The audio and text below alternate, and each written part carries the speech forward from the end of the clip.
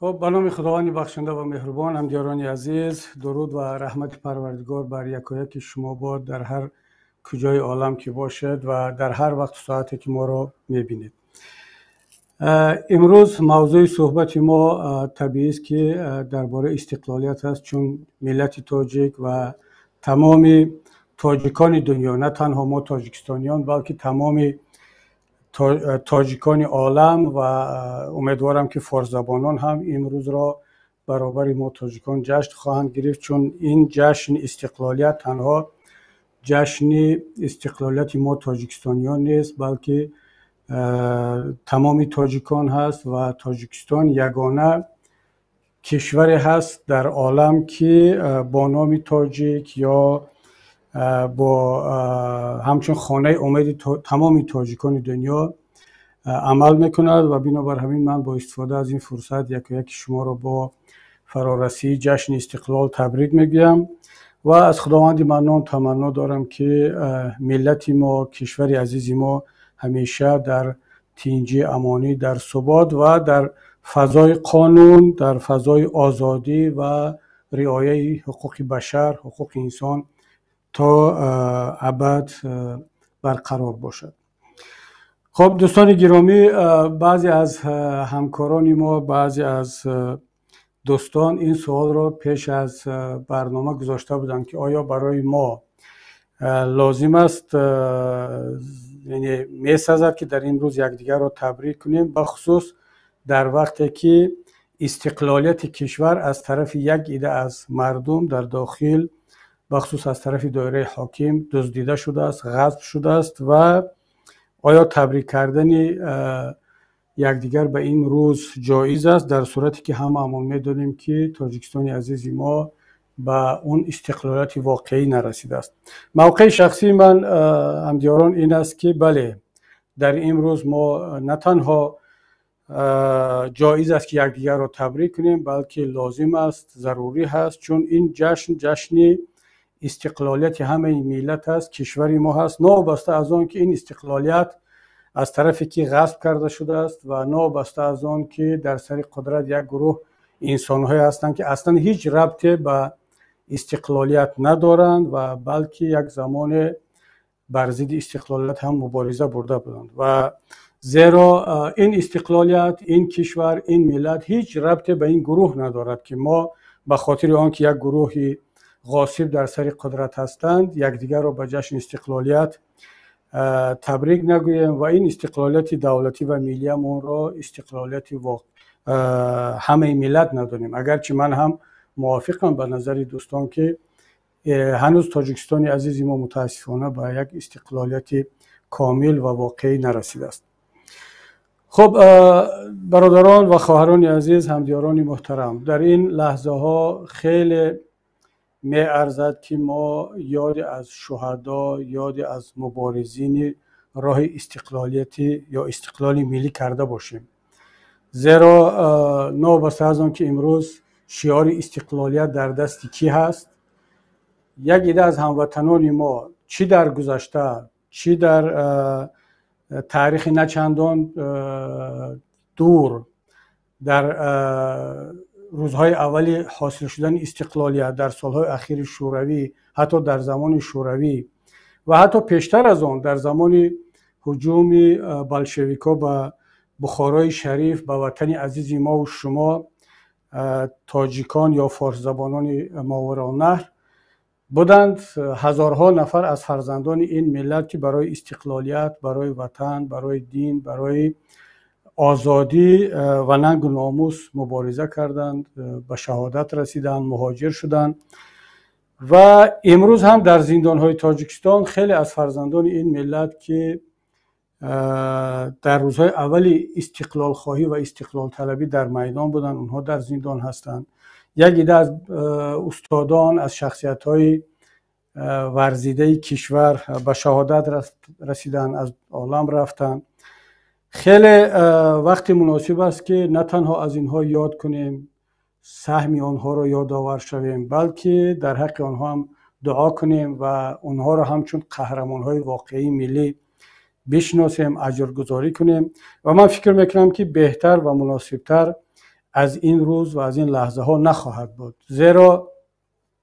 اگرچه امروز تلاش می شود در تاجیکستان عزیز ما از طریق رسانه ها، از طریق پروپاگاندا و تبلیغات تمام این استقلالیت، حرکت استقلال خواهی را مال یک گروه بدانند که اصلا هیچ ربطی به استقلالیت،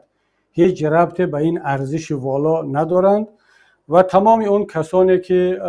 در این راه مبارزه کردند به شهادت رسیدند آنها را یا فراموش میکنند یا نادیده میگیرند یا اگر در جای یک کمی انصاف هم کنند با یک ذکری سطحی نامشان میگذارند. من از کسانی را که حالا فقط تنها کسانی را که ما و شما میشناختیم، من به این نظر هستم که تمام آن افراد و گروه هایی که حتی در طول این تاریخ در هزار سالهای گذشته برای این ملت، برای این وطن، برای این سرزمین مبارزه کردند، جان دادند، چه 2000 سال پیش باشد، چه 1000 سال پیش، چه 500 و 600 سال پیش و چه 100 سال پیش در وقت هجوم بلشویکا و چه 30 سال پیش، 32 سال پیش وقتی که حکومت شوروی پاش میخورد و یک عده از حتی در اوج قدرت حکومت شوروی یک عده از هموطنان ما و شما قامت بلند کردند، مبارزه بردند، قسمی به شهادت رسیدند، قسمی دیگر زنده ماندند. ما باید از همه اینها یادآوری کنیم، همه اینها را قهرمان‌های واقعی ملی بدانیم. اما برادران و خواهران عزیز، دوستان گرامی، اینجا میخواستم یک نکته را خاطر رسان کنم، خیلی از نگاه من به موضوع نزدیک است و شاید جای گفتنش هم باشد. وقتی آخر من در رسانه ها، در شبکه ها، در محفل های علمی و سیاسی وقتی که سخن درباره استقلالیت می رود و سهم افراد یا گروه ها در رسیدن به این استقلالیت می رود، بعضی ها زیاده روی می کنند، بعضی ها تلاش می کنند که سهم و خدمت گروه های دیگر را نادیده بگیرند و محدود میکنن شماره استقلال خواهان و استقلال طلبان و مبارزان و افراد مؤثر در این روند را به حزب خود، به گروه خود، بعضی حتی به محله و به ناحیه و به خش و تبار خود و همزمان با پررنگ کردن و بزرگ کردن نقش افراد به خودشان نزدیک، چه از لحاظ ایدئولوژی، اعتقادی، مقام و منصب یا حزب و گروه یا محل، نقش دیگران را کمی پایین میبرن، نادیده میگیرن که از نگاه من خیلی بی‌انصافی است و این کار به هیچ وجه به منفعت ملت نیست، برای تحکیم استقلالیت ملی ما خدمت نخواهد کرد. برعکس همون اشتباه یا حتی جنایت حکومتداران امروزه را تکرار خواهد کرد که این استقلال را و این همه دستاوردهای ملت را مال خود میدانند و گویا که اگر آنها نمی بودند تاجیکستان به استقلالیت نمیرسید و همه این زحمتی آنهاست و تلاش آنهاست. ببینید دوستان عزیز،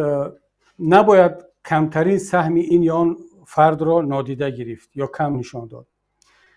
اما یک نکته خیلی مهم است، ما این را فراموش نکنیم که استقلال خواهی، استقلال طلبی و مبارزه برای استقلالیت همچون ارزش زمان و در جای ارزش دارد و اون قدر می شود که واقعا هم اون تلاش، اون زحمت برای استقلالیت باشد و در اوج مستملکه، در اوج آن باشد که ملت مستقل نیست، ملت هنوز مستقل نشده است. برای مثال وقتی که تاجیکستان به استقلالیت رسید، اگرچه همچون دولت یا کشور میخواست یا نمیخواست،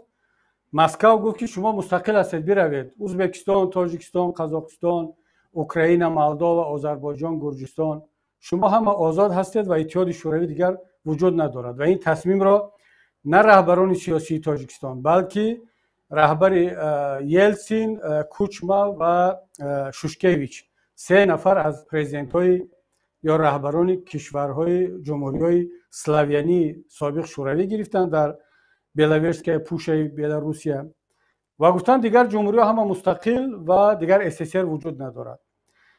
از این به بعد، از اون تاریخ پاش خوردن اتحاد شوروی، 1 سال، 2 سال، 3 سال بعد همراه شدن به روند استقلال خواهی، من نمیگم بی معنی است، من نمیگم اصلا هیچ ارزش ندارد، نه، در اون وقتم اگر که بعد از مستقل شدن ملت و کشور وارد شده باشد هر نفری هم، این ارزشمند هست، ولی در جای خود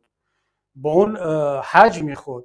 به هیچ وجه نمی شود این رو برابر کرد که یک نفر یا از مجبوری یا از اون که دیگر راه وجود ندارد، دیگر همه مستقل شدن،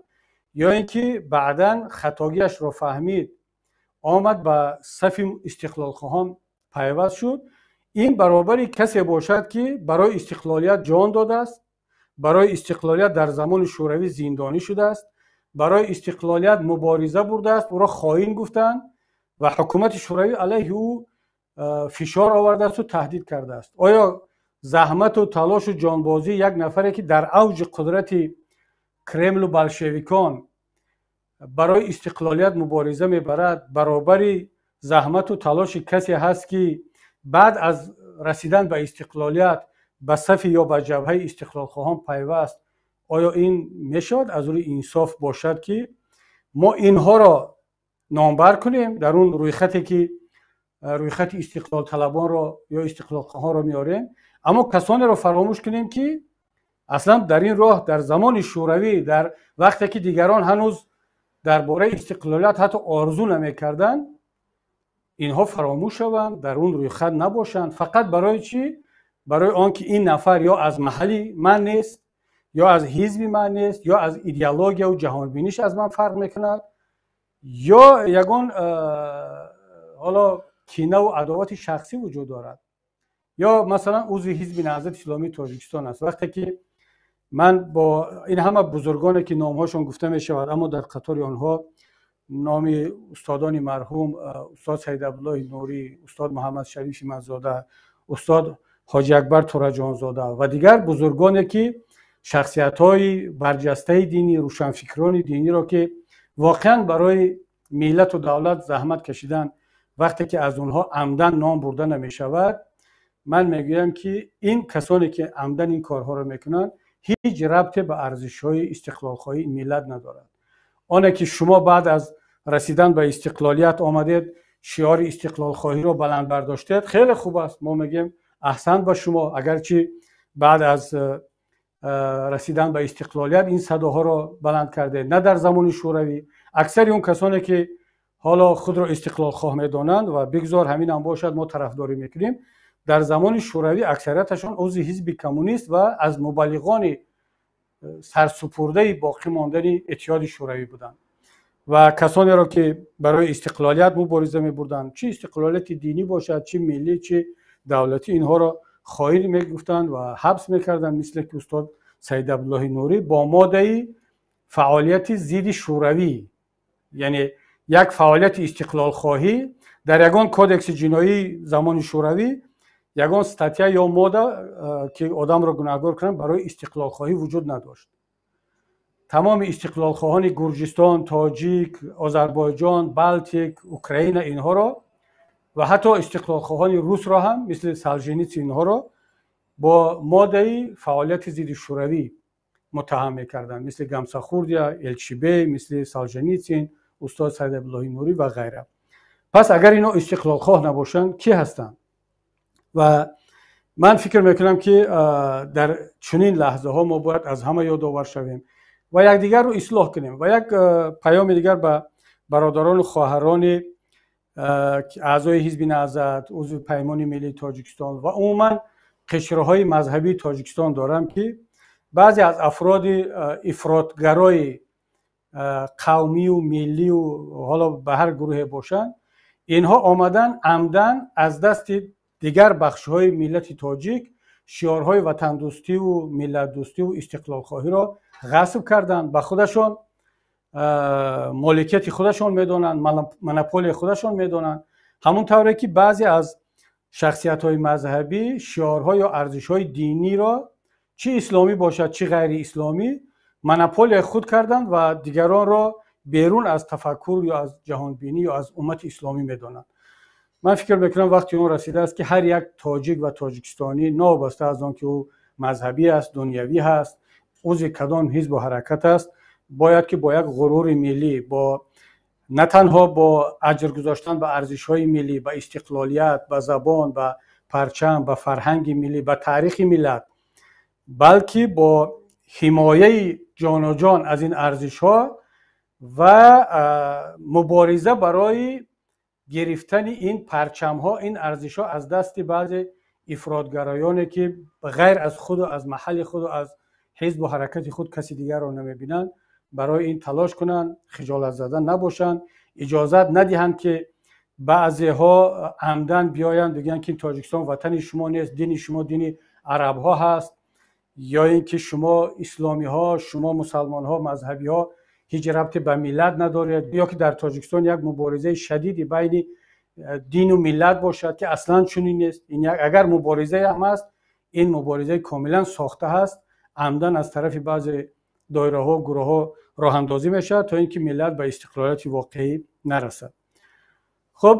دوستان گرامی، این اگرچه مقدمه کمی طولانی شد، اما لازم دانستم که این حرفا را بگویم، چون که خیلی حیف می شود که ما هم شعار استقلال خواهی و استقلال طلبی را بلند کنیم و همزمان بیایم علیه یک بخشای دیگر مبارزه بریم، نادیده بگیریم بخشا را که این هیچ با هم سازش ندارن. خب میخواستم اینجا چند موضوع دیگری خیلی هم مهم رو از نگاه خودم مطرح کنم که اصلا وقتی که ما درباره استقلالیت صحبت میکنیم، استقلالیت چیست؟ و خیلی ها سوال میدن که آیا تاجیکستان واقعا به استقلالیت رسیده است یا هنوز یک ملت یا یک کشوری، یک دولت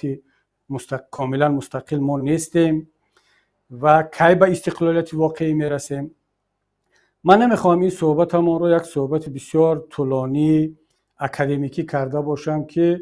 برویم به مسائل تاریخی، به مسائل حقوقی و برای بینندگان عزیز مثل که لکچر میخونده باشیم. نه، به این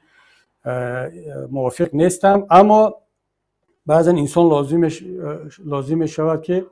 بعضی نکته ها را یک کمی شرح بدهد که ما وقتی که استقلالیت میگیم منظورمون چیست. اصلا خود واژه استقلالیت همچون یک واژه ابسترکت یا عمومی در خود پهلوهای گوناگون دارد و ما میتوانیم درباره استقلالیت حقوقی صحبت کنیم، استقلالیت سیاسی، استقلالیت اقتصادی، فرهنگی، نظامی، اطلاعاتی.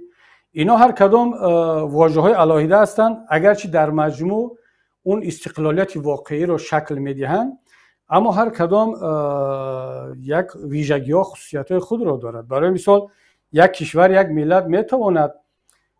برای مثال یک مقدار استقلالیت سیاسی داشته باشد یا حقوقی داشته باشد، اما همزمان میتواند استقلالیت اقتصادی نداشته باشد یا استقلالیت اطلاعاتی نداشته باشد. بنابر همین شاید خیلی هم مختصر بعض پهلوهای این مسائل رو شرح بدیم. از نگاه من تاجیکستان همچون از لحاظ حقوقی و از لحاظ معیارهای بین المللی یک کشوری کاملا مستقل صاحب حقوق است و هیچ در بالای کاغذ، البته طبق آیین‌نامه سازمان ملل، طبق کانستیتوسیون جمهوری تاجیکستان، استقلالیت ما هیچ کمی از استقلالیت روسیه، امریکا، ایران، ترکیه، امریکا، فرانسه، ژاپن، خیتای ندارد. همون مقدار معیارهایی که در کانستیتوسیون اونها هست در ما هم هست و تاجیکستان هم در سازمان ملل یک کرسی دارد، یک آواز دارد و تمام کشورهای عضو سازمان ملل از لحاظ حقوقی برابرند. اما سوال اینجا است که آیا استقلالیت حقوقی یا برابری حقوقی منجر به استقلالیت سیاسی، اقتصادی، نظامی، اطلاعاتی هم می شود یا نه؟ گاه هم می شود، برای بعضی کشورها هست، برای بعضی کشورها نه. متاسفانه حقوق بین المللی، معیارهای بین المللی در زمان معاصر همین طور راه اندازی شده است که حقوق بین المللی این حقوقی قوی ها هست، نه ضعیف ها. کشورهای قوی، ملت‌های قوی و کشورهای قوی چه از لحاظ نظامی، چه از لحاظ سیاسی و اقتصادی، اینها حقوق بیشتر دارن، استقلالیت بیشتر دارن، حق بیشتر دارن. اگرچه باز تکرار میکنن در بالای کاغذ همه برابرن، وقتی رای دهی در جنرال اسمبلی آن همه یک آواز دارن. اما وقتی که به تصمیم‌های جدی بین المللی میرسیم میبینیم که نه، حق یکی بیشتر است، یکی کمتر. برای مثال امریکا، روسیه و چین که هم عضو شورای امنیت هستند و هم قدرت اقتصادی و نظامی و سیاسی دارند، اینا میتوانند برخلاف آیین‌نامه سازمان ملل گاه عمل کنند. وقتی که امریکا به بعضی کشورها هجوم کرد، به لیبیا، به عراق، به کشورهای دیگر، حتی بدون رزولوسیون شورای امنیت سازمان ملل نیرو وارد کرد. روسیه هم همین خیال. روسیه اوکراین را وقتی که مورد تجاوز قرار داد، نه رزولوسیون سازمان ملل بود، حتی رزولوسیون سازمان ملل بر ضد هجوم روسیه هم هست، ولی علیه استقلالیت یک کشور تجاوز کرد با بهانه آنکه اگر ما هجوم نمی‌کردیم امریکا نیروهای خود را وارد می‌کرد. همونطوری که گرمانیا که در سالهای جنگ دوم جهان خیلی قوی بود، شاید یک قوی‌ترین کشور اروپا بود، با بهانه که آنکه اگر ما وارد پولش و چکسلواکیه نشویم شوروی وارد می‌شود، اروپای شرقی را و اصلا همه اروپا را غصب کرد گرفت و شوروی هم با بهانه آنکه امریکا وارد می‌شود افغانستان را غصب کرد. غصب کردنی شد که نتوانست. و همین طور کشورهای قوی متاسفانه بیرون از حقوق بین المللی هستند و استقلالیت بیشتر دارند، استقلالیت کشورهای ضعیفتر را پامال میکنند. و اما در بعضی حالتهای دیگر میبینیم که بدون آنکه یک کشور هجوم کند استقلالیت را زیر سوال برد، خود همون کشور ضعیف بدون هجوم کسی استقلالیت سیاسی ندارد، استقلالیت اطلاعاتی اقتصادی ندارد. مثل تاجیکستان ما، اصلا به تاجیکستان ما هیچ کس هجوم نکرده است و هجوم کردنی هم نیست، برنامه هم ندارد و کدام کشور فشارهای اون طوریه که خیلی واضح و روشن باشد ندارد، مثل که بالای اوکراین روسیه کرد، مثل که بالای بعضی کشور، حتی بالای افغانستان هم فشارهای بین المللی از تاجیکستان ما بیشتر است.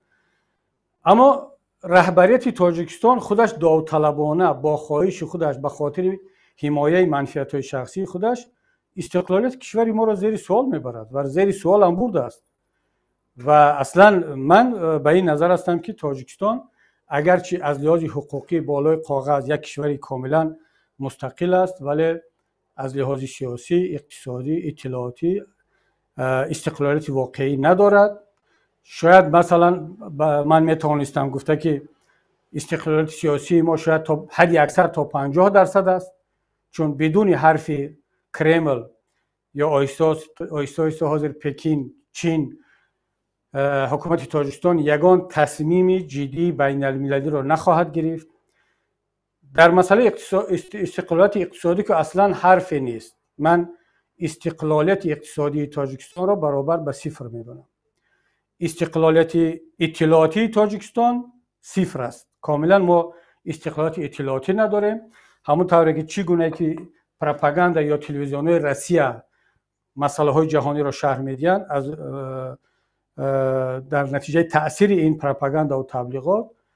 اهالی تاجیکستان، حالا همش هم که نباشد، اکثریت اون یک گروه آگاه، یک گروه صاحب تحلیل و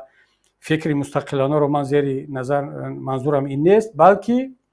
اکثریت اهالی کم سواد، نیم سواد یا اینکه اونهایی که تفکر قالبی دارن تحت تاثیر سیاست‌های اطلاعاتی روسیه و تبلیغات حکومت تاجیکستان ماندند. و همین است که تاجیکستان و ملت ما از لحاظ اطلاعاتی خیلی و خیلی هم آسیب پذیر است. هر گروه میتواند اهالی تاجیکستان را تحت تاثیر قرار بدهد. بیهوده نبود که هزارها جوان تاجیک با تبلیغات داعش به داعش پیوستند. برای چی؟ برای چی جوانها قربانی فعالیت اطلاعاتی و تبلیغاتی خارجیان گشتند؟ برای آنکه ما امنیت اطلاعاتی نداریم، برای آنکه اعتماد اطلاعاتی در داخل کشور به رسانه‌های داخلی حکومتی و غیر حکومتی دیگر نیست. و همین است که من میگم ما استقلالیت اطلاعاتی نداریم. بنابراین همین دوستان گرامی، موضوع استقلالیت یک موضوع بسیار هم پیچیده، بسیار عمیق و گوناگون پهلو است و من نمیخوام در این باره زیاد صحبت کنم، چون واقعا هم هر کدام اینا حداقل 1 ساعت 2 ساعت وقت نیاز داریم که شرح داده شود. اما نکته خیلی مهمی دیگر از نگاه بنده این است که ما باید یک بار فکر کنیم که قبل از آن که ما به این نتیجه برسیم که تا کجا ما مستقل هستیم و کی به استقلالیت واقعی میرسیم، بعد نیست یک بار کوتاه تحلیل کنیم که ما چگونه به استقلالیت رسیدیم. من در اول صحبت هنگامی که درباره مبارزه استقلال خواهان میگفتم یک اشاره کردم که این استقلالیت ما که امروز در دست داریم و 32 سالگی را جشن میگیریم باید اعتراف کنیم، اگرچه تلخ هم باشد اعتراف کنیم که این نتیجه مبارزه ملت، مبارزه همچون مبارزه ملی برای استقلالیت نبود. مبارزه افراد نتیجهش هنوز پیروزی نشده بود. شاید بعد 50 بعد 100 سال میتوانست به یک پیروزی برساند، اما استقلالیت امروزه ما نتیجه پاشخوری یک ابرقدرت بود. با ما گفتن شما مستقل هستید، بروید هر کاری که میخواهید بکنید. رهبریت امروزه تاجیکستان این استقلالیت را نمیخواست و حیران مانده بود که ما چیکار کنیم. حتی میگفتن که با ما استقلالیت در کار نیست، بیاید اگر ازبکستان استقلالیت میخواهد، بلتیکا میخواهد، بگذار بخواهد، ما میخواهیم پیروی از کرمل کنیم. مگر اینکه یک ایده از افراد آگاه و بیدار ملت که از داخل فشار آوردن را شروع کردند و از طرف دیگر کرمل گفت که من دیگر شما را نمیخواهم و یک مقدار فشار از داخل از طرف حزب و حرکت‌های آزادیخواه ملی مثل حزب نهضت اسلامی تاجیکستان، حزب دموکرات، حرکت مردمی رستاخیز، لعلی بدخشان و دیگر سازمان‌ها، ژورنالیستان، استادان دانشگاه‌ها، شاعران، نویسنده‌ها و دایره‌های مذهبی، اینا تأثیر رساند که در مجموع رهبریت کشور اون روز بگه که خب دیگر علاج نیست،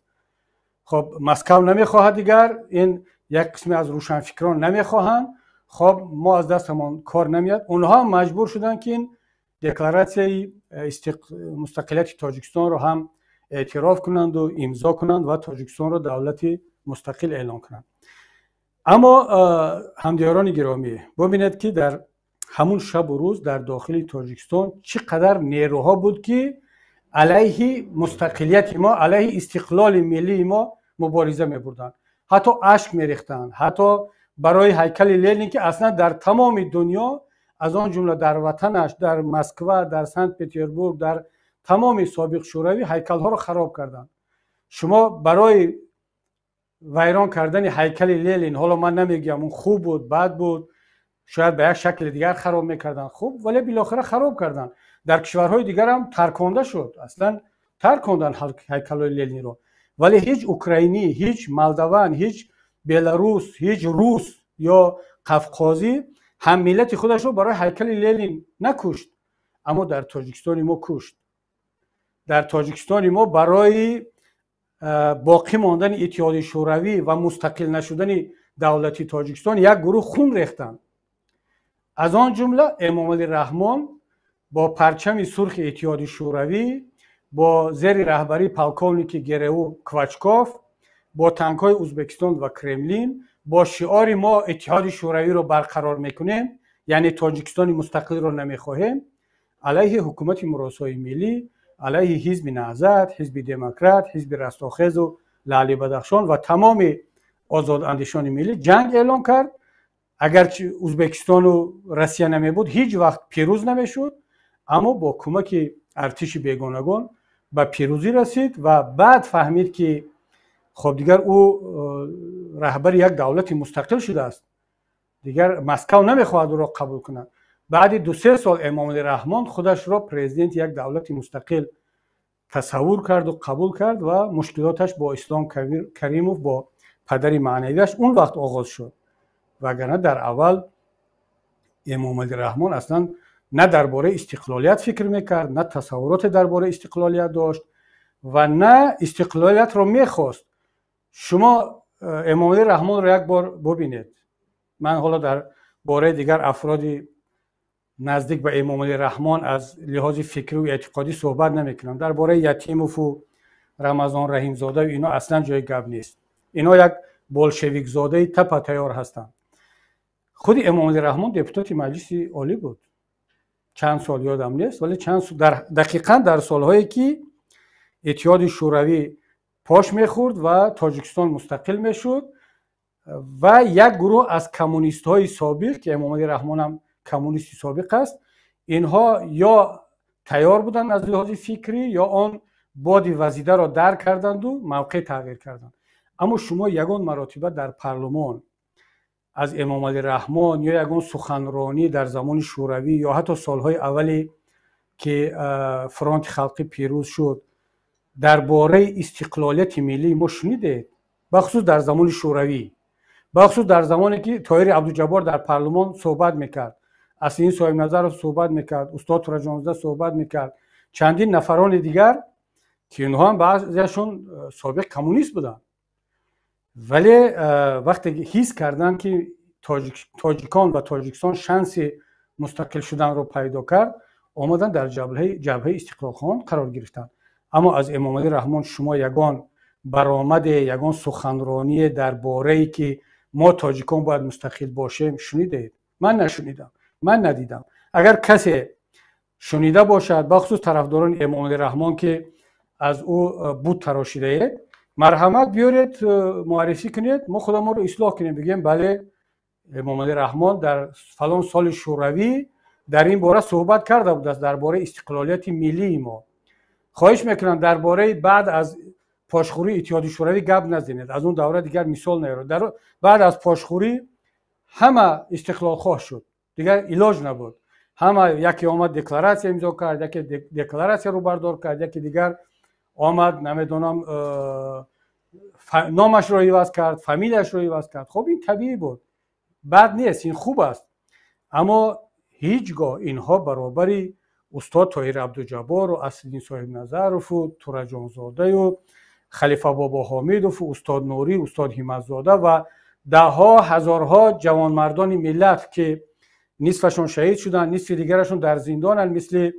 استاد محمد علی حییت و سیف الله زاده و اینها، با اینها برابر شدن نمیتوانند. و بعضی کسانی که حالا اینا حکومتی نیستن، از بخش اپوزیسیون هستند یا از مستقلان هستند، که باز خودشان را از همه بیشتر استقلال خواه و حتی قهرمان در اون زمان میتراشند. من آشکار میگم که برادران عزیز، زحمت های شما هم بالای دیده، اما به هیچ وجه حق ندارید خودتان را بالاتر از کسانی بگذارید که در زمان شوروی زندان شدند، در زمان شوروی عذاب کشیدند و یا به شهادت رسیدند، مبارزه کردند در روزهای پابرجا بودن اتحادیه شوروی. بنابر همین همدیاران عزیز، من امام علی رحمان را و برخی از مقامداران امروزه تاجیکستان را نه تنها جزئی این جبهه استقلال خواهی نمیدانم، بلکه جزئی جبهه علیه استقلالیت میدانم. و تا به امروز اینا اگر این فایده استقلالیت را، این بازیگری و منصب را نمیدیدن، من مطمئنم که تا امروز چخیلی که لوکاشنکو گفت، با پولمیات در دست بر ضد حکومت ملی تاجیکستان، بر ضد ملت تاجیک، بر ضد حزب و حرکت‌ها و شخصیت‌های ملی و آزادیخواه مبارزه می‌بردن و هنوزم مبارزه برده ایستادن. شما فکر میکنید که ما برای چی مهاجر شدیم؟ ما را برای چی مهاجر کردن؟ اون بزرگانی که از اونها نام میبریم برای چی زندانی شدن؟ اونها اصلا برای چی کشته شدن؟ از طرف کی کشته شدن؟ از طرف امام علی رحمان و کماندش و کسانی که علیه استقلالیت ملی ما بودن. خب دوستان گرامی، اینجا در آخر میخواستم به این سوال هم یک کمتر وارد شویم که کی ما به استقلالیت واقعی میرسیم. من فکر میکنم که یک ملت و یک دولت وقتی به استقلالیت واقعی میرسد که افراد اون ملت، شخصیت های اون ملت، شهروندان اون ملت و اون کشور مستقل باشند، انسان های آزاد باشند و شرط نیست که 100% مطمئن باشد که در تمام دنیا در همه ملت ها هستند کسانی که یک بخش 5%، 10%، 15% اصلا استقلالیت وطنشون رو نمیخوان. حتی در همین آلمان هم من وامیخورم بسیاری ها هنوز در همون GDR یا گرمانی دموکراتی سابق هنوز هم طرفدار همون نظام شوروی هستند، نظام شرقی هستند، اگرچه از امکانیت های آلمان امروزه استفاده میبرند و اینا نیروی کم نیستند، خیلی زیادن. در فرانسه هم همین است، در امریکا هم بسیاری میخواهند که باز زیر اطاعت انگلیس بروند، در آفریقای جنوبی هست، در همه دنیا. اما وقتی که یک ملت اکثریتش آزادی خواه هست، آزادی را میخواهد، انسانی مستقل هست، این دولت رو اگرچه بگذار کم بی‌ضاعت باشد، اگرچه بگذار بایگری های زیادی زیر زمینی نداشته باشد، این دولت و این ملت واقعا هم مستقل هست و به سوی استقلالیت بیشتر رفته ایستاده است. ببینید دوستان عزیز، داشتن پرچم، داشتن گیم، داشتن پرزیدنت، پارلمان و تریتوریا، اینها رکنهای خیلی مهمی مستقل بودن یک دولت از لحاظ سیاسی و حقوقی است و دیپلماتی. اما عامل اصلی مستقل بودن یک دولت این داشتن انسان‌های مستقل است. چگونه یک ملت میتواند مستقل باشد و فخر کند که من ملت مستقلم، که او حتی در انتخاب کردن رهبر خودش، پرزیدنت خودش مستقل نیست. یک شهروند تاجیکستان نمیتواند آزادانه بین رحمان و کبیری و مثلا سهراب ظفر و داداجان عطاالله و داستیوف و حالا هر کسی باشد، مثلا عبدالله جان و فینا، نمیتواند آزادانه مستقلانه انتخاب کند. امام علی رحمان با او اجازت نمیدهد و اجازت نمیدهد یک کسی دیگر مستقلانه نامزد شود و یک شهروند دیگر او را مستقلانه انتخاب کند. من یادم است در انتخابات پرزیدنتی 2013 یکی از نامزدها، خدا رحمتش کند، از دنیا گذشت، یکی از نامزدها مرا در کوچه دید، سلام علیک کردیم، گفتم تبریکت کنم برای نامزد شدن یا نه؟ گفت چرا تبریک میکنی؟ مگر یک کاری مجبوری رو میشه تبریک کرد؟ همون چه خیلی که خودت رو مجبور کردن، مرا هم مجبور کردن. گفتم تو را چی مجبور کردن؟ گفت مرا مجبور کردن که نامزد شم. گفتم نمیشم، با من در کار نیست، من رای نمیارم. نه، گفتم اصلا ممکنه خودت باید نامزد شوی. گفت علاج ندارم، دیگر نامزد شدم. گفتم پس مرا چگونه مجبور کردن؟ گفت خودت رو مجبور کردن که نامزد نشوی. گفتم نه، اتفاقا در این مسئله من خودم نامزد نشدم، مرا کسی مجبور نکرده است. اگرچه فشارها خیلی زیاد بودن، من با اون خاطر نامزد نشدم که باز همین شما نگویید که اگر کبیری پرزیدنت شود کشور رو اسلامی میکند و زنها رو حجاب میپوشاند و نمیدونم کارهای دیگر میکند. من به این نظرم که پرزیدنت آینده تاجیکستان بگذار یک نفر آزاداندیش، آزادیخواه، دموکرات شود، دنیوی باشد، تا اینکه ما مردم مسلمان رو همین تهمت ها رو نکنید. و به همین خاطر نشدم و بنابراین کسی مرا مجبور نکرده است. اما بنده خدا خودش اعتراف کرد که او را مجبور کردن. او در نامزد بودنش حتی مستقل نبود. پس چگونه افراد این گونه کشور که آزادی اقتصادی ندارن، آزادی سیاسی ندارن، آزادی انتخابات ندارن، حتی آزادی اطلاعاتی ندارن، تاجیکستان دارای امنیت اطلاعاتی، استقلالیت اطلاعاتی ندارد، چگونه شهروندش دسترسی به اطلاعات آزاد مستقلانه میتونسته داشته باشد؟ بنابراین همین من امیدوارم که انشالله روز میرسد که ملت تاجیک، هر فرد تاجیک آگاهانه مستقلانه بتواند زندگیش را انتخاب کند، لباسش را انتخاب کند، به مسجد می رود، به کلیسا می رود، به نمیدانم کینوتئاتر می رود، این را خودش مستقلانه انتخاب کند، قرآن می خوند، بیبل می خوند، کپیتال کارل مارکس می خوند، یک کتاب شعر می خوند، خودش انتخاب کند و جای کار و جای زندگی، جای فعالیتش را خودش مستقلانه انتخاب کند و از همه مهمش رهبرش رو، حکومتش رو خودش انتخاب کند مستقلانه. در اون صورت ما میتوانیم گفته که ملت تاجیک الکی به مرحله یک استقلالیت واقعی رسیده است و تمام ملت دست جمعانه برای حفظ آن مستقلیت یا استقلالیت ملی و دولتی آن وقت دست جمعانه کوشش خواهیم کرد و در آخر از پروردگار منان دعا میکنم که ملت کشور عزیز ما را به اون استقلالیت واقعی هر چیز زودتر برساند. برادران مبارزی که در زندان هستند برای استقلالیت زندانی شدن، آنها را هر چیز زودتر آزاد کند و خداوند روح و روان شهیدان راه استقلالیت و آزادی را از زمانهای گذشته تا به امروز از ما و شما و از خودش راضی کرده باشد. تا برنامه‌های دیگر با شما خداحافظی میکنیم. در پناه خداوند منان باشید.